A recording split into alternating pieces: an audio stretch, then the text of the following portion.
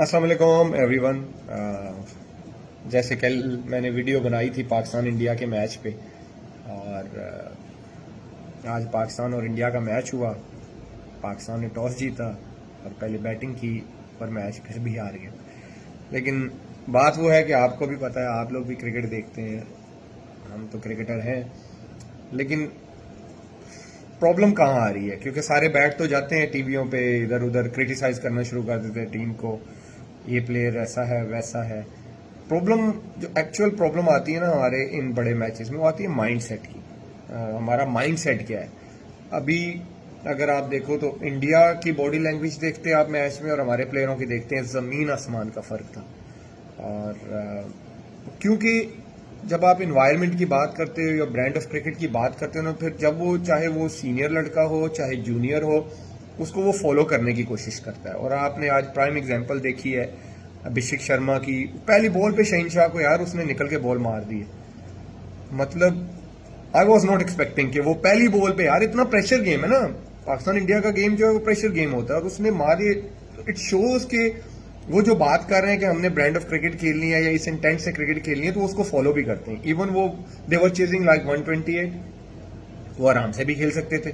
हमारे बैट्समैन पहले बारी की, हमारे बैट्समैनों ने, और साइम पहली बॉल पे आउट हो गए। साइम का टाइम है कि उसको परफॉर्म करना पड़ेगा। मैंने आपको कल भी बोला था कि साइम के इतने मैचेस हो गए हैं कि वो सीनियर है, वो नया लड़का नहीं है, वो जूनियर पे उसको आप काउंट ना करें।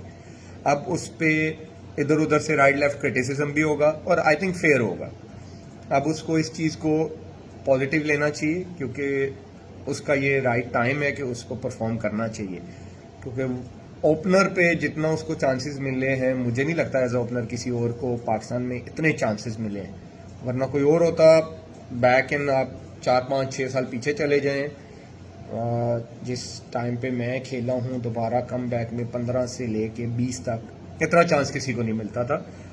और फिर फरहान उनके साथ ओपनर आए, फरहान ने स्टार्ट अच्छा लिया, फिर बीच में फंस गए। देखिए आप, ये वो विकेट है जहां पे जब तक आप 160-70 नहीं करेंगे, मैंने आपको कल भी बोला था, आप इंडिया के अगेंस्ट नहीं जीत सकते। आप इस कसम से आप इस टीम को अभी भी पकड़ सकते हो अगर आपका दोबारा मैच आता है इंडिया के अगेंस्ट, होपफुली आए।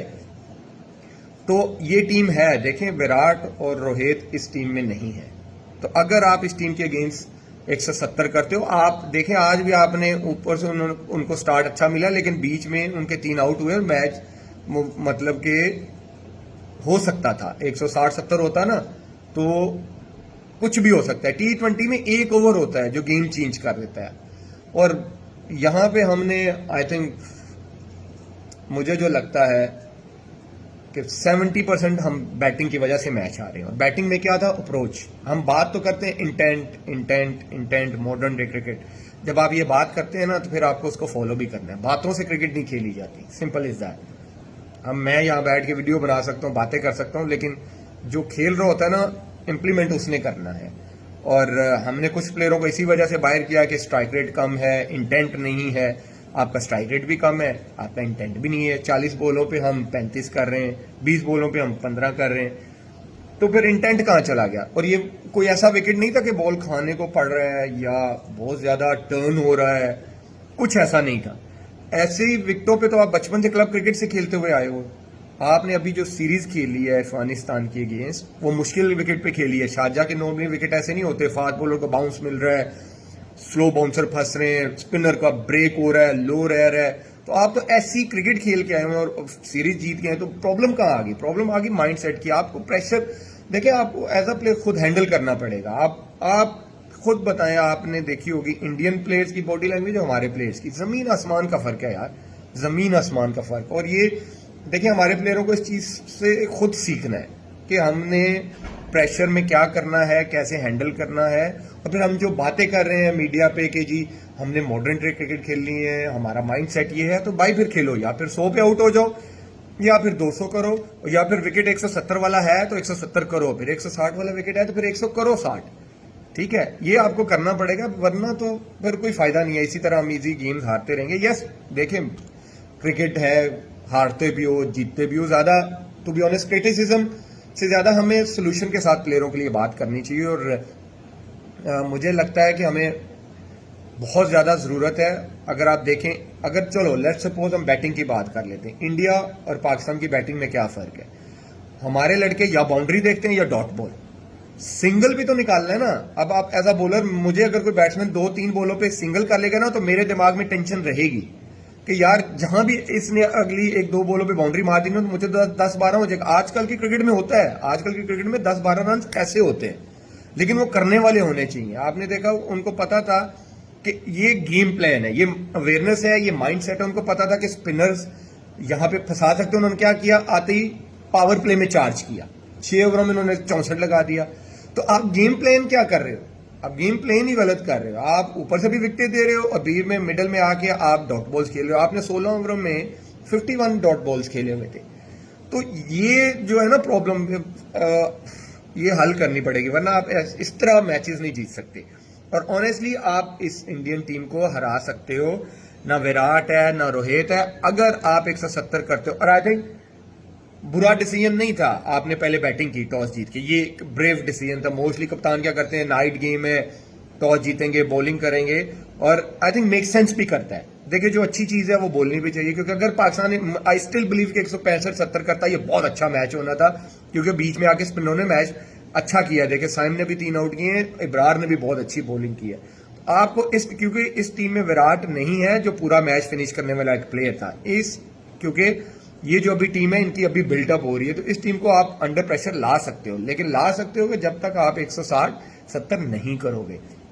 और अगर अगले मैचेस में आते हैं तो आपको ये करना पड़ेगा, और आपको थोड़ा फखर को परफॉर्म करना पड़ेगा। फखर का भी 1.5-2 साल से कोई ऐसी परफॉर्मेंस नहीं आ रही, वो उसको करना पड़ेगा एज अ सीनियर प्लेयर, उसको बिल्कुल करना पड़ेगा। आगा कैप्टन है, उनको स्टेप अप करना पड़ेगा। मोहम्मद हारिस, देखें, आई नो कि वो एग्रेसिव प्लेयर है, और उसकी जिस बॉल पे वो आउट हुआ है वो उसका गो थ्रू शॉट है।